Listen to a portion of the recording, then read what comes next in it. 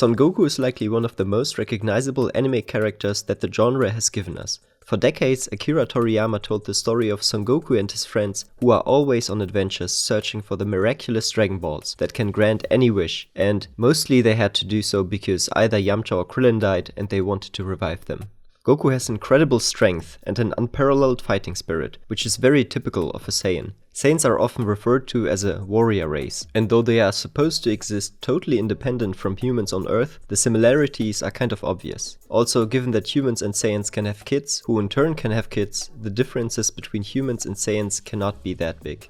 Saiyans come from a different planet and are described as a naturally very brutal and ruthless warrior race. They typically do not value other people much for their own sake, often not even their own family. After all, they send their young children to faraway planets so that these can conquer them once they grow up on that planet. Their only interest is to fight and defeat strong opponents in order to get stronger themselves. Son Goku was sent to Earth when he was just a baby so that he could later conquer the planet and sell it. His aggressive Saiyan nature already showed from a young age. When the martial arts master Son Gohan found him and wanted to take care of him, Goku tried to attack and get rid of his caretaker. But wait a minute, the beloved character Son Goku is not known as a ruthless killer. He is caring and kind-hearted, and a little bit dumb. How did his character change so drastically from being aggressive and ruthless to being kind-hearted and loving? In the manga, Toriyama does not go into much detail to motivate Goku's character change. He indicates that Goku fell off a cliff when he was a young child and in the care of Son Gohan. Goku hit his head so hard and was so badly injured that he almost died. From that time onward, he had a completely different character. He was kind-hearted, happy and positive. In short, an accident that resulted in a serious head injury made him a better person. But is that really possible? Toriyama likely didn't think much about the mechanism of such a character change, as it only gets mentioned in passing and is not really elaborated on in any detail. But we're on YouTube here, so overanalyzing the plausibility of tiny parts in famous series is kind of the point. On a serious note, from a psychological and ethical perspective, the possibility of such cases is quite intriguing. So in this episode I want to take a closer look at the general idea of moral change suggested in this example from fiction. First, some disclaimers. Goku did not become a complete moral saint after the accident. After all, his interest in fighting often took precedent over spending time with his wife or even with his children. Though he certainly loves his family, he might not be the paradigm case of a good dad and husband. We will look at some of the details of his change at the end of the episode. But still, a drastic change in moral character calls for explanation. We can actually start with what is likely a reverse case of what we're looking for. A person who became less moral through an accident. This is the famous story of Phineas Gage. Gage was a railroad worker in the 19th century. He was overseeing and performing controlled explosions to make way for railroad tracks. For that, he and other workers drilled holes in big rocks, put gunpowder and sand in there, and tightened all the material with an iron rod. Gage, however, made a crucial mistake. He forgot to put the sand in the hole and tightened only the explosive material with the iron rod. The rod sparked the material, which immediately led to an explosion. The 1-meter-long rod shot out of the hole, right through Gage's head, taking a chunk of his brain with it. Surprisingly enough, Gage survived, and he was even conscious when they brought him to the hospital. But the aftermath of the incident was serious. Well, obviously, part of his brain was gone.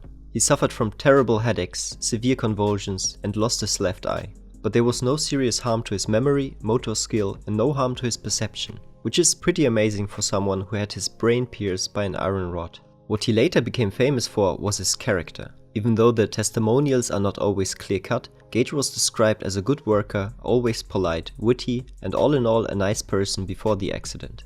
After that, he was described as rude and vulgar. He apparently wasn't able to take criticism very well and performed poorly on his job. He wasn't really able to focus on long-term projects. In fact, his character change was so drastic that he went on to lose his family and many jobs in the future. He didn't become a serial killer, sure, but Gage did become less socially functional after the accident. Why did that happen? The neuroscientist Antonio Damasio argued that Gage's behavioral changes can be explained in terms of the particular area of Gage's brain that got damaged, the prefrontal cortex. Among other things, the prefrontal cortex is thought to be important for self-control and the regulation of emotion. If so, then this makes sense of the way Gage behaved after his accident. It is not hard to imagine, for example, that someone who just runs with all their emotional inputs would be a tough person to have around. So now we know of a reverse case of what we are looking for in this episode. An accident can indeed make you less moral. And we have also learned what might be off with people in such drastic cases. Emotional regulation and self-control more broadly seem to be important here. So let us dig a bit deeper. To learn a bit more about why self-control would matter for moral behavior, we can turn to other examples of antisocial behavior. Let's take a closer look at criminal wrongdoing, for example. Researchers have been trying to figure out for quite a while now what drives people to engage in violent criminal behavior. And even though the causes are very complex, self-control appears to be quite important for predicting whether people will at some point in their life commit criminal offenses.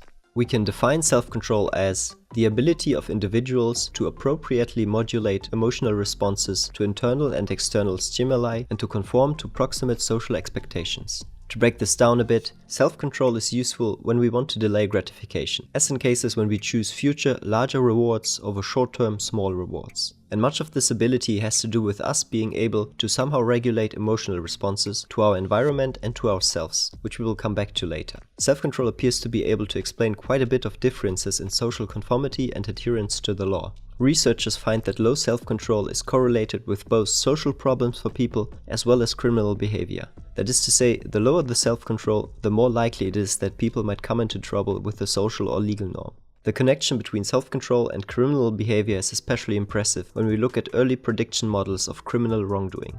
Researchers who have observed participants in studies from early childhood on find that those children with low self-control are much more likely to later come into trouble with the law. As these are only correlations, we cannot say much about the details regarding what is going on here. Maybe there's a common cause for low self-control and criminal behavior, such as the social or economic situation of the person. Also, there are both environmental and genetic influences that impact the capacity of self-control, so the details will certainly be complicated. But whatever the details are, there likely is a correlation between self-control and antisocial and criminal behavior. There is actually some direct evidence that change in self-control can figure into moral change. For that, we can look at types of therapy that are offered to criminal wrongdoers in order to change their behavior in the future. That is cognitive behavioral therapy, or short CBT. CBT focuses on understanding the behavior of people and their affective dispositions that drive them. Remember that emotional regulation is part of what goes wrong with people who have problems regulating their behavior in appropriate ways. Ultimately, CBT tries to help people to better control their thoughts and behavior with different forms of therapy or medication. It does so with several methods. Patients and therapists try first to figure out where the problems of the patient exactly lie, what situations lead to antisocial behavior, and how the problematic behavior could theoretically be prevented. Based on this analysis, patients can then try to act through similar scenarios and practice behavior, thoughts, and attitudes that do not lead to the antisocial behavior. CBT is used for more than self-control and delinquency, but this area proved to be especially promising for changing behavior.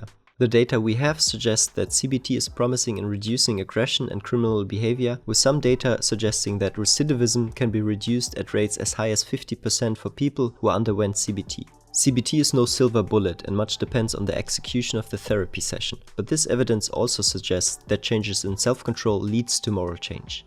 Before we come to the regulation of emotion, we need to better understand why emotions should matter for moral behavior in the first place. After all, it is not unheard of in the history of philosophy that morality is based solely on rationality, not emotions. Yes, that guy again. That's a whole separate rabbit hole, but here I just want to show why the idea that emotions matter for morality is at least plausible. A good way to argue for the importance of emotions would be to show that people without certain emotional dispositions typically fail in their moral behavior. This is likely what is happening in the case of psychopathy. Even though the phenomenon is complex and yet still not completely understood, researchers argue that one of the key characteristics of psychopathy is a lack of certain emotional dispositions. Feelings of guilt and lack of empathy are especially important here. The typical description of people high on psychopathic traits is that they very well understand the emotionality of other people. We suspect as much because they are very good at manipulating the emotions of other people, but they simply do not feel that the suffering of another person is any reason not to treat them badly, so they typically do not feel bad when they make other people suffer. That's the negative example why emotions figure into moral behavior. There are also cases of overactive emotions that seem to impact the moral character of a person. One such example could be the Williams-Buren syndrome. In media, this has been referred to as the condition that makes people kinder. Here are some of the basics researchers currently say about the condition. Genetically, Williams-Buren syndrome consists in a deletion of around 20 genes in the 7th chromosome. Phenotypically, people with this condition mostly stand out by their facial features. But most interesting is their character and behavior. In interviews, people with Williams syndrome describe themselves as very loving and happy. They love to hug everyone they see and try to make people laugh as much as possible. Buren himself first described individuals with the syndrome in the following way. They all have the same kind of friendly nature, they love everyone, are loved by everyone, and are very charming. Interestingly enough, in some interviews with people with this condition, they explicitly say that their parents needed to teach them that some people are simply bad or do bad things. That was because their kindness could in some cases make them susceptible to dangers of exploitation.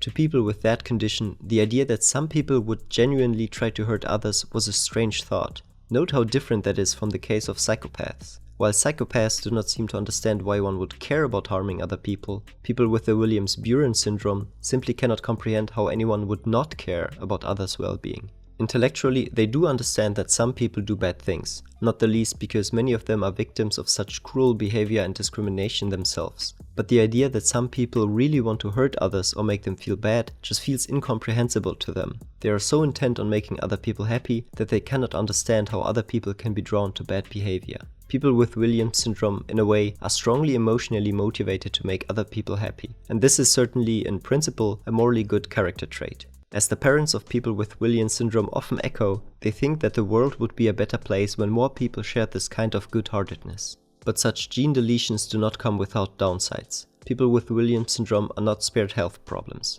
Many of them suffer from serious vascular diseases, attention problems, and partially impaired IQ. They excel in other things such as rhythm, love for music, perfect pitch, and, as we said, love and care for other beings. So we see that emotions matter greatly for moral behavior. Now let us turn to emotion regulation and the closest we have to accidents that make people more moral. We can look at some cases where people had positive character changes after quite invasive brain surgeries. They might be the closest to the opposite of Phineas Gage. Researchers report specifically about 3 cases. All these patients were described as somewhat dysfunctional on social behavior, hypoemotionality, distress, and executive functioning before their surgical procedure on the brain. The researchers write that, in all of the cases described above, dramatic improvements in personality and behavior followed a major neurological event. The exact reasons are very difficult to pin down, or in other words, we simply have no idea. According to the testimony the researchers have, one patient was more passive and easygoing after the procedure. This would at least be compatible with the explanation that their emotions ran less unhinged and that the patients were more in control of their feelings. Also, even though such procedures in the brain can have beneficial consequences, more often than not they will have negative effects on people. Again, damage to the brain can cause a lot of disruptions. No surprise here. Okay, let's recap. Accidents and genetic conditions can certainly change your moral character, towards the good or the bad. Serious head injuries can make decent people somewhat unpleasant, and they can make somewhat socially dysfunctional people at least a bit more moral, if we understand morality in very broad terms. In the cases we have looked at, self-control, emotional competence, and emotion regulation appear to play quite a big role in the changes that have been observed. We also see, probably unsurprisingly, that our genes impact how our moral character develops. So far, so good. There's certainly a lot more to say on these issues, but for now we might be able to work with what we have. Let's try to circle the discussion back to what we started with. The curious case of Son Goku. Is the story Toriyama gave us plausible? We can answer that with a closer look at how Saiyans and humans are typically depicted. Saiyans are typically depicted as ruthless warriors who feel no guilt in killing their enemies. Vegeta, the antagonist and later companion of Goku, always takes pride in killing off his enemies, even when they beg for mercy. Goku, on the other hand, never tries to kill his enemies. Even gruesome foes who have killed his friends are reacted to with pity or empathy, which is why most antagonists somehow end up in Goku's friend group. So the typical Saiyan can be said to lack or be low in feelings of guilt and empathy, at least for people they perceive to be enemies, which are probably most people for Saiyans. We would probably want to argue that Saiyans do have the capacity to feel guilt and empathy, but that other emotions overshadow this capacity. This is because even in the cases of fiction that we look at here, it would be somewhat of a long stretch to say that Goku's head injury gave him the ability to experience guilt from the get-go. The more plausible story with what we have learned thus far would rather go something like this. Goku, as a born Saiyan with his aggressive and ruthless dispositions, injured parts of the area of his brain that hindered the regulation of his aggressive behavior. That, in turn, gave other emotional dispositions more room to be expressed and to influence his behavior. Feelings of guilt and empathy for other people now regulated his aggressive behavior, which made him less intent on killing his opponents or hurting them for the fun of it. Also, it made it possible for him to develop deep emotional ties to his friends and family. As for a side remark, the injury would actually nicely explain why Goku is depicted as somewhat dumb. As we have seen in the real-life cases, injuries to the brain or genetic variation very often impact other cognitive abilities or the general health of the people who experience moral change significantly. It would be very surprising if Goku had experienced significant changes in character, but hadn't suffered some cognitive damage due to the injury, so this aspect also works quite well in the explanation. Of course, injuries to the brain and genetic variations are not the only thing that matter for moral change. Goku grew up on Earth and had significantly different experiences than he would have had he grown up amongst Saiyans. We can see the importance of that when we turn to the character change of Vegeta. Vegeta, I think, has one of the more interesting character developments in the show. He grows from being a typical Saiyan that we depicted in this video to being at least somewhat loving towards his family and some of his friends, even though he clearly has problems expressing it. What changes Vegeta was his experience with Goku and his friends, as well as falling in love with Bulma and the love he has for his son Trunks. The development of such strong emotions can also explain how Vegeta came to trump his aggressive Saiyan nature, at least towards certain people. So yes, with what we have learned in this episode, we can confidently say that in some cases at least, an accident can actually make you a better person. But if you're a person who is not happy with their moral behavior and you are listening to this, you should probably not risk injuring your brain in the hopes of becoming a better person. The fact that this is possible does not imply that this will happen often. But for ethics more generally, it is quite important to figure out what drives these moral changes in people. If we want to promote moral behavior in our society, knowing that will help us a lot to reach the same. Having certain emotions, being able to regulate these, and having some degree of self-control are certainly important criteria for this. We're still at the beginning of figuring out how exactly morality works in us humans, but these insights seem promising.